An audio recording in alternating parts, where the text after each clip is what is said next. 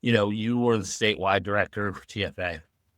And, I think this touches on our educators at every level, superintendents, cabinet members, principals, classroom teachers. What would you say to folks who are now in those positions as leaders around this identification of what's coming? Because one of the things that's going to be interesting to see is that what got us here is not going to get us where we need to go. Identification of soft skills, the way kids operate.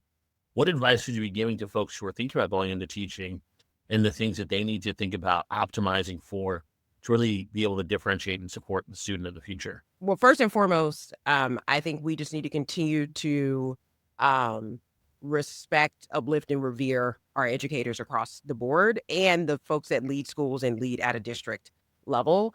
And there is no overstating of that and the importance of them to the future of our next generations.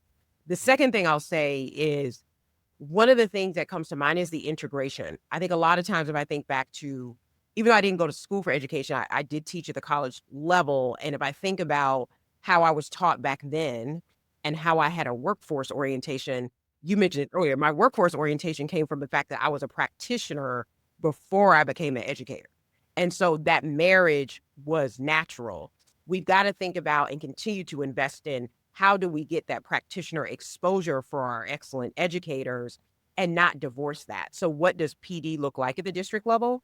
But also for educators, like opportunities, if there's opportunities that come where you can tap in to a corporation or a business or, as you're networking and those kinds of things, I think that's important. And organizations that support educators thinking about those things because they've got to have exposure too.